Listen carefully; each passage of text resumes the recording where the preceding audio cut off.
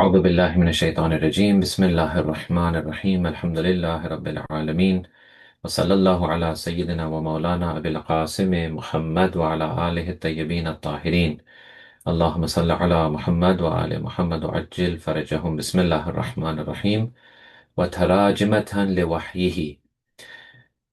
This is a very important line, and the length of the section shows how important it is. On average, each line, if we were to take an average from Agha Jawadi's writings, each line takes up around 10 to 15 pages. This section, he's devoted 160 pages. So it just shows you that how seriously he is taking this line and how much there is to say about it.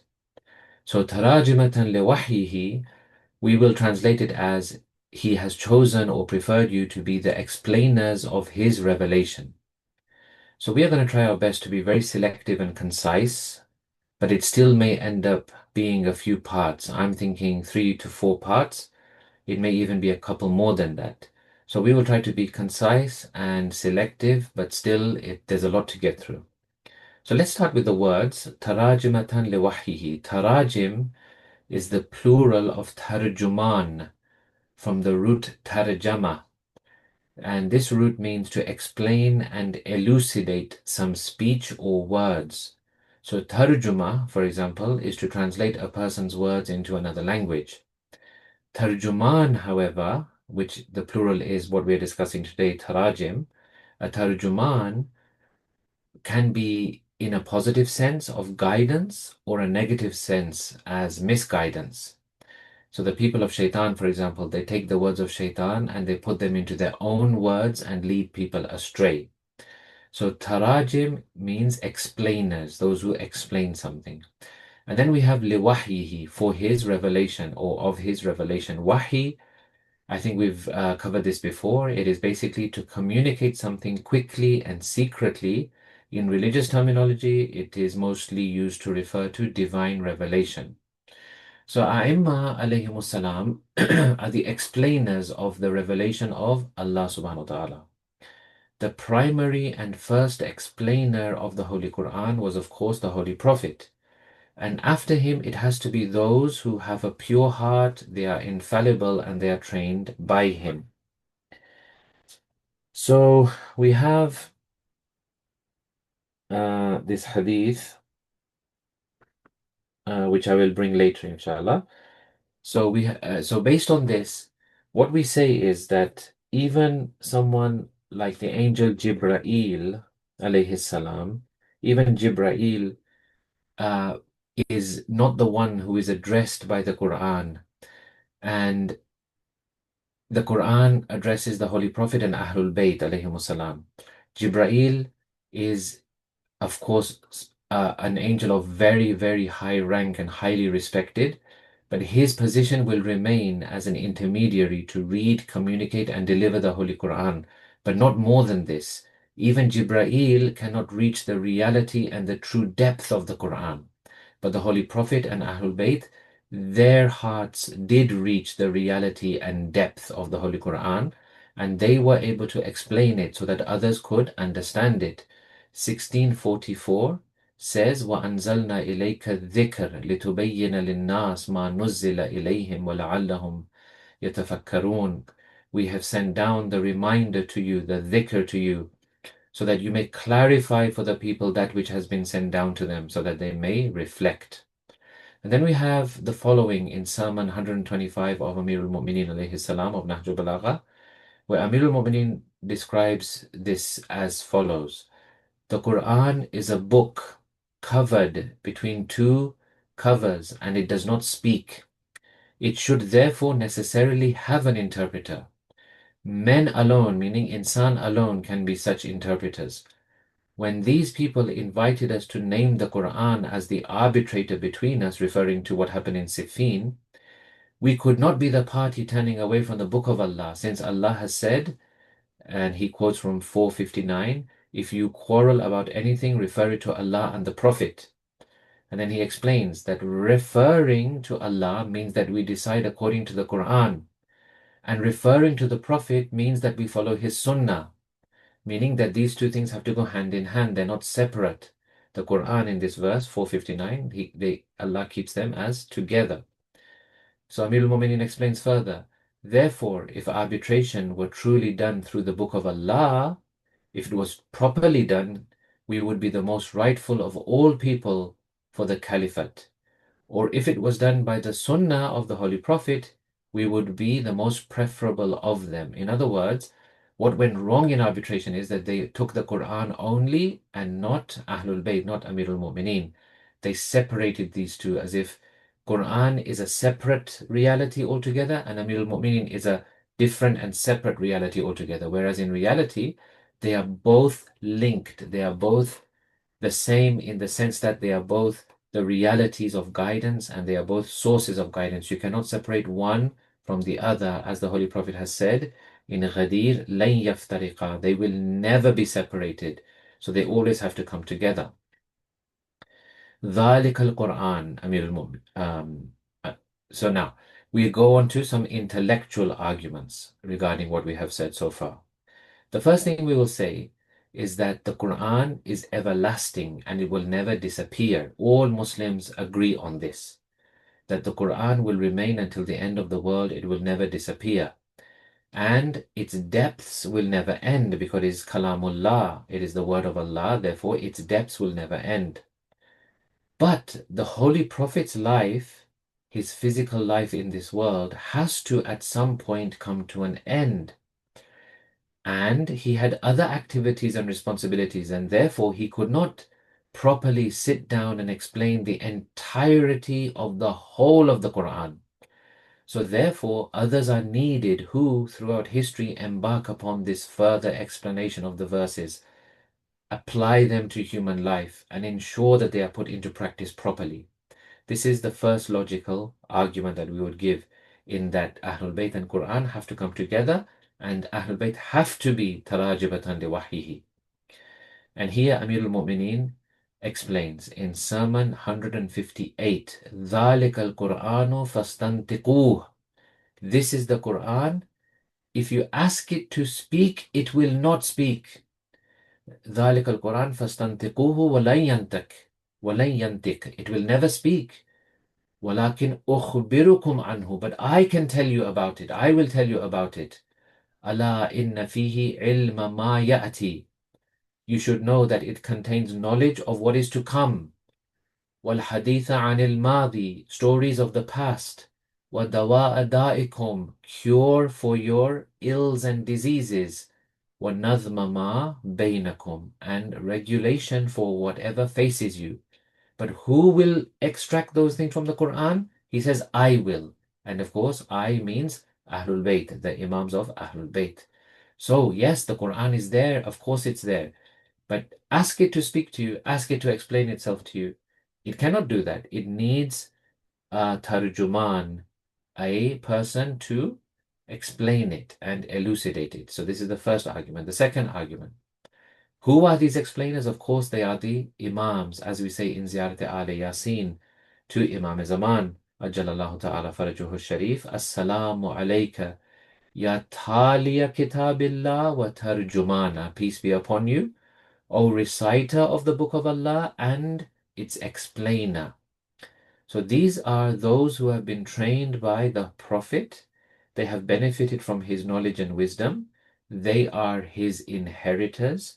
Hence, their sayings and lifestyles can be put alongside his, and it all becomes abiding proof. So in Shia Islam, when we say Sunnah is a proof, we don't just mean Sunnah of the Holy Prophet. We don't just mean the 63 years of the Prophet's life. Other Muslims would say the Sunnah is a proof, meaning the Holy Prophet's life is a proof. We say Sunnah is Holy Prophet plus all the other Ma'sumin, all the other infallibles.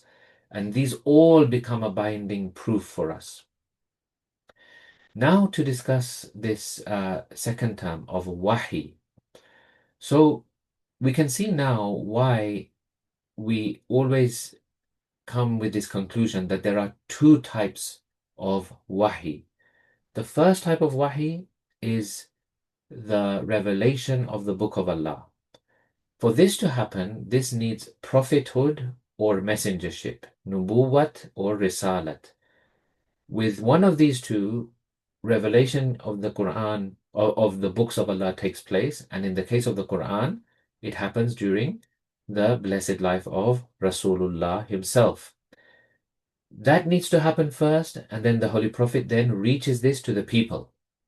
So the first step is that Allah grants wahi to the Holy Prophet receives and then discloses to people.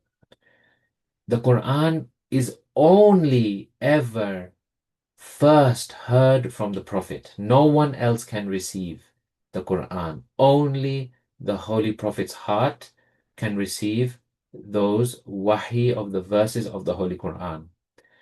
The words of the Quran are a miracle, and hence it cannot be copied or imitated by anyone. We as the Shias believe that the book currently amongst the Muslims, which we call the Quran, is the same that is with Allah subhanahu wa ta'ala. In other words, it is the book of God, it is what was revealed, the way the Prophet spoke it is exactly the way it was revealed with no changes whatsoever. The Holy Prophet made no mistakes and no changes have occurred. Second type of wahi, however, is what we call the wahi of bayan or tabyin.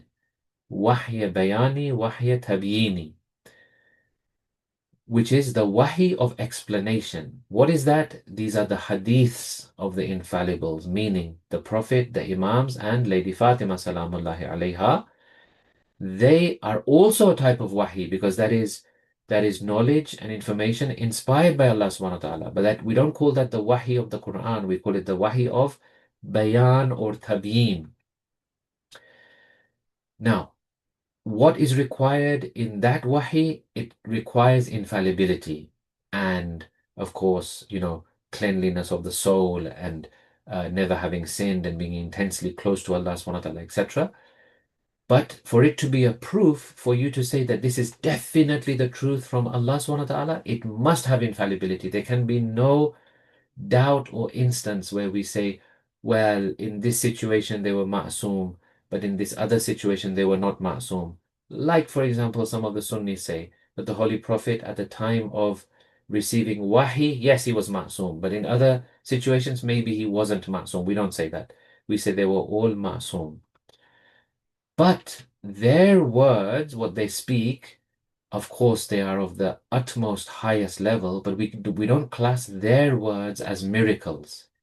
Quran we class as a miracle. Hadith we don't class as miracles in the same way as the Quran. Hence, their words can be corrupted or imitated or falsified. The Holy Prophet, in his famous saying of Thaqalain, has shown that the way for humanity to be saved is to always hold on to these two things. Where he says, Kitab Allah wa itrati ahl bayti lan yaftariqa. They will never separate from me.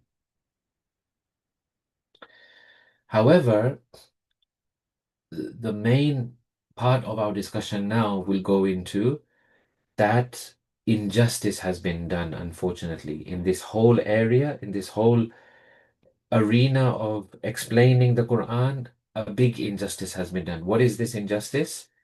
Well, this is something that has been done to our Imams, but it has had a knock-on effect on the whole of Islamic society and even humanity from the time of the Imams until now and until the Zuhur. This injustice has had a knock-on effect, and that is the interference of corrupt political rulers within the area of Imamat and Islamic leadership.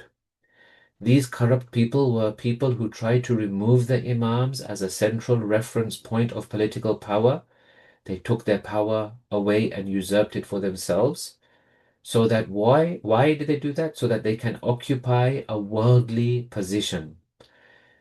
Because they know they can never occupy a religious position. They don't have the knowledge, information, inspiration, or even they don't even have the godly lifestyle for it, to be honest. So what they did was they said, look, we can never become an imam or a prophet ourselves. So what we'll do is we'll just take political power. To take political power, they had to distance the imams from that political power. So it is just a worldly position that they occupy and achieve their selfish aims. They knew that if we can remove the imams as the go-to people when it comes to knowledge and learning, then we can achieve these goals. Because if people would refer to the imams for knowledge, guidance, etc., then definitely they would eventually realize that these people should be in power, not the khulafa. It should be the imams. Look how much they know. Look how good they are. Look how uncorrupt they are. Look how fair they are. Look at the amount of knowledge and inspiration and guidance we get from them. Very soon, people would have done 2 plus 2 and would have understood that the imam should be in power, not these corrupt rulers. So then even political power would have ended up with the imams. As a result, they tried with all their efforts to reduce the political power of the imams by taking away the khilafat from them, and also the knowledge and spiritual position of the imams, to muddy the waters, confuse people, to put doubts into people's heads. They did this by sometimes imprisoning the imams, putting them under house arrest, taking them away from the centers and taking them to faraway places like Imam Rida alayhi salam. And sometimes they made up things and fabricated reports so that people distanced themselves from the imams, looked at the imams with not the reverence required, and therefore they didn't understand the special position of the imams. So once they were able to limit these true explainers of revelation and their heavenly light, they were able to exploit people, play with their lives, play with the leadership, insert things from other religions into our texts. This is known as the Isra'iliyat, which unfortunately our hadith literature has been, some of this Isra'iliyat has crept into our sources, and the scholars have managed to, pinpoint that, look, these reports, they are Isra'iliyat, they should be discarded. Basically, picking up things from Jewish sources and putting them into Islamic texts. You can see that a lot, for example, in some of the stories of the prophets, why sometimes there's a confusion.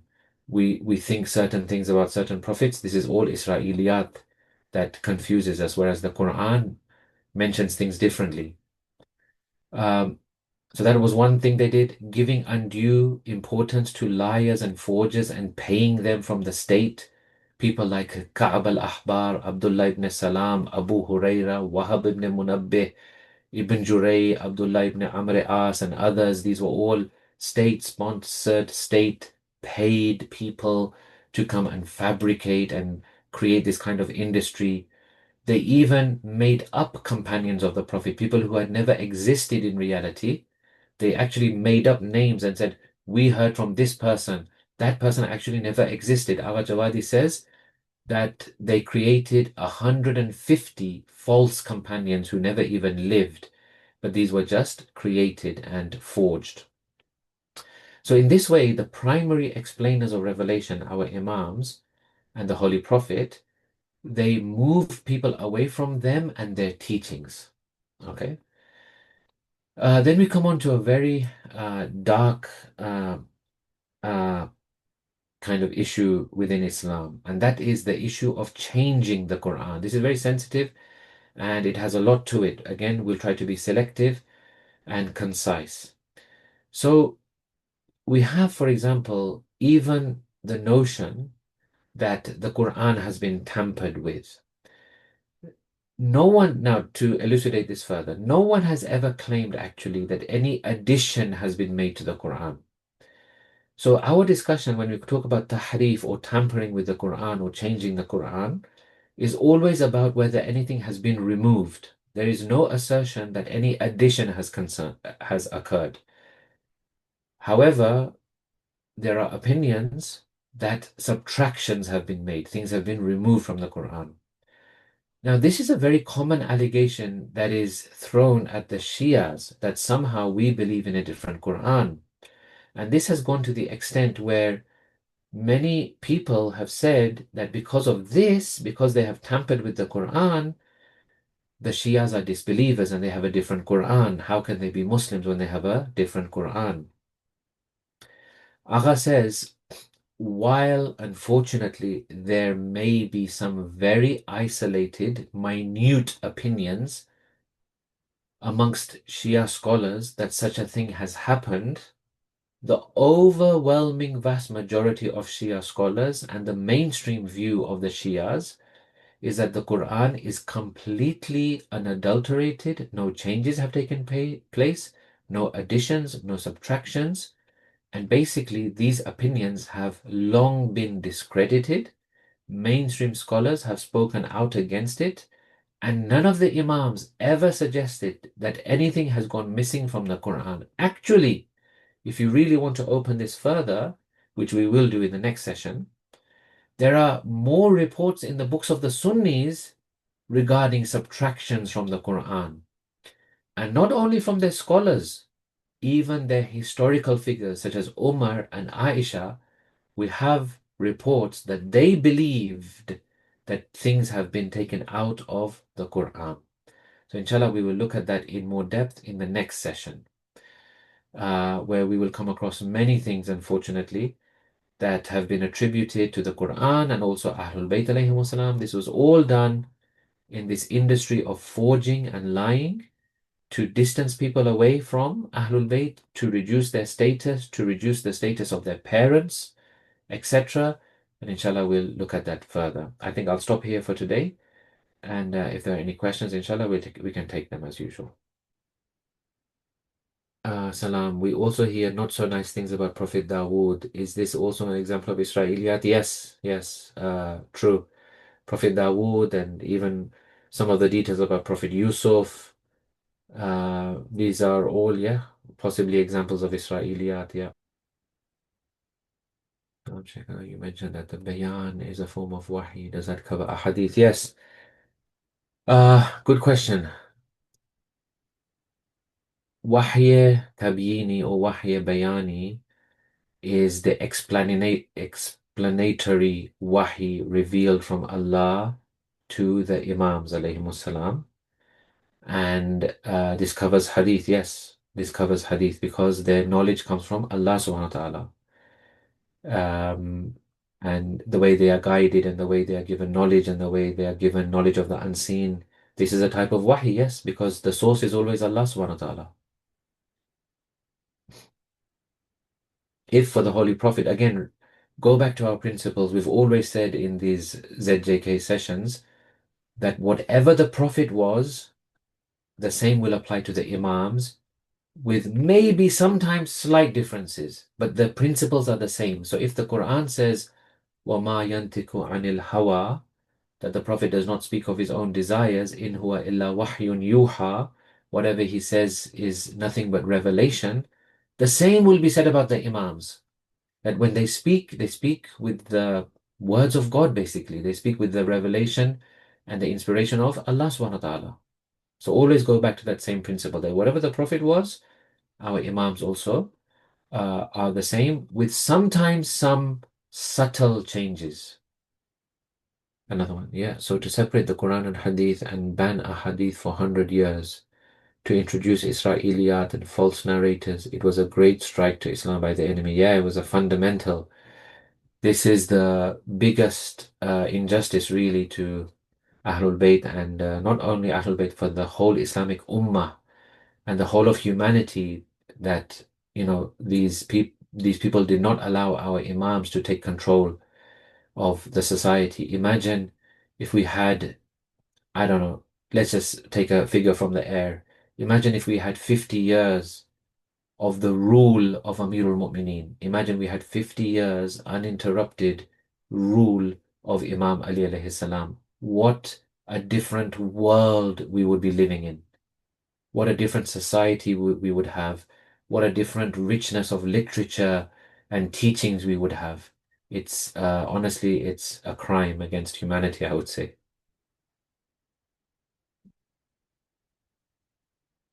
Do the angels get the wahy bayan to the Imam?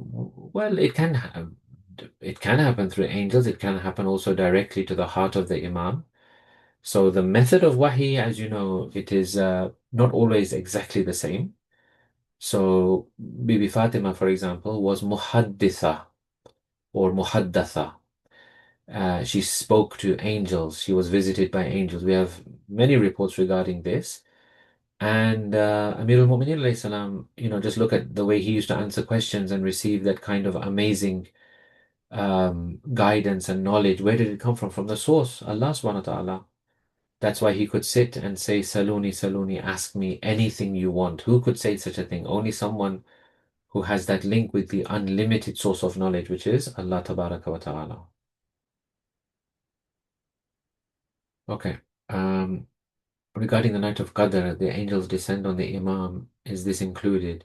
Well, yes, it is. You can include it in this general category of Wahyi Bayan or Wahyi Tabyin, because on Laylatul Qadr, what we understand is a kind of freshness of the Quran is revealed to the Waliullah at the time.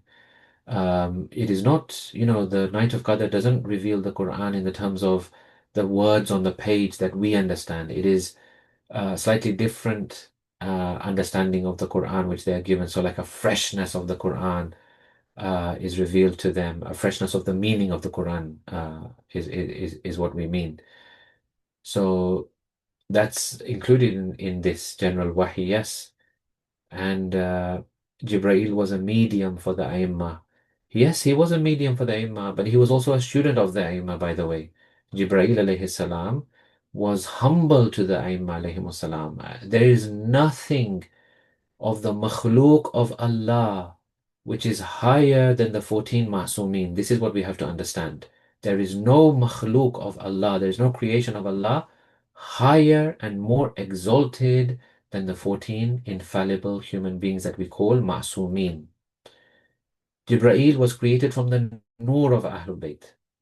Jannat was created from the nur of Ahlul Bayt. All we see around us, this world, the sun and the moon, were created from the nur of Ahlul Bayt alayhimus salam.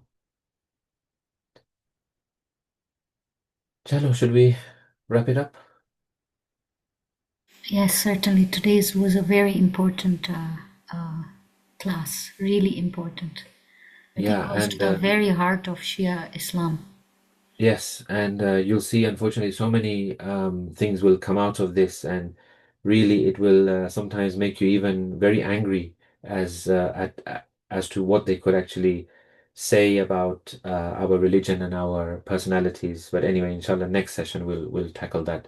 So that was our first discussion on this line of Ziyarat Jamia wa تراجمة لوحيه والسلام عليكم ورحمة الله وبركاته.